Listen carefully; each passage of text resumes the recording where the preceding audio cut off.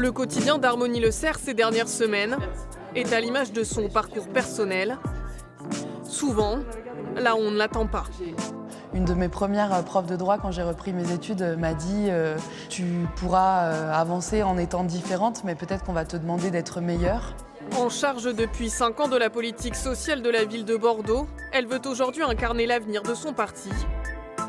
Tout juste de retour de Paris, où se tenait un débat entre tous les candidats écologistes, il faut le temps d'un café en terrasse, reprendre le cours de la vie municipale.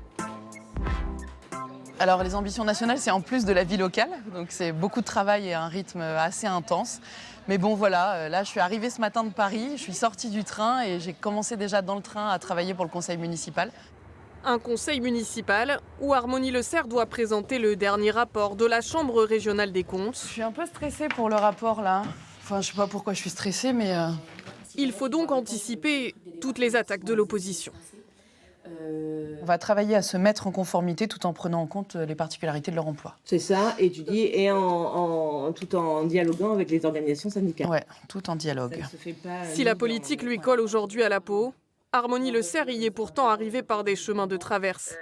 Issue d'une famille modeste de l'Indre, elle s'engage à 17 ans dans la Marine nationale, un choix qu'elle a instantanément regretté.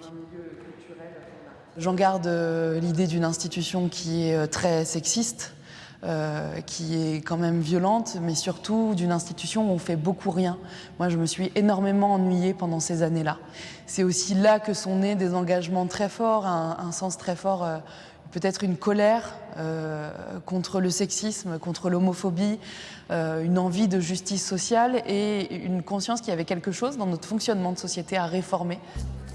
Le chapitre suivant de son histoire personnelle sera donc fait d'engagement, associatif d'abord puis politique.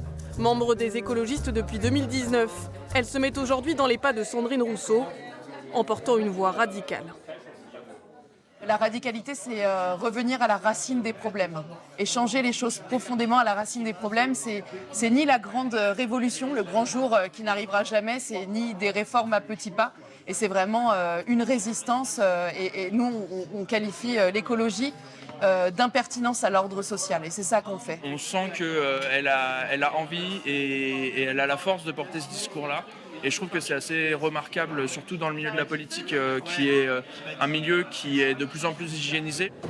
Mais en politique, il faut accepter de perdre certaines batailles, comme le jour où Pierre Urmic décide d'armer sa police municipale contre l'avis d'une partie de son équipe.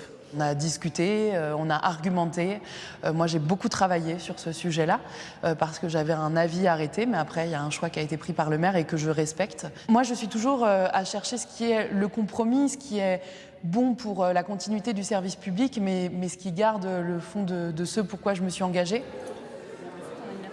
Une multitude de voix au sein de sa majorité que le maire de Bordeaux assume.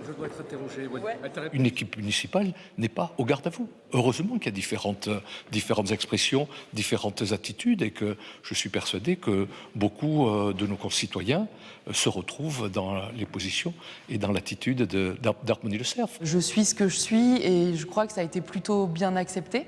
Il y a un côté original aussi que les gens trouvent cool. Moi, j'ai porté un uniforme pendant 10 ans et aujourd'hui, j'ai plus envie de porter un uniforme et je suis à l'aise comme ça. Après quelques contretemps, Harmonie Le Cerf aurait donc trouvé sa place. Pas sûr pour autant qu'elle abandonne les chemins de traverse.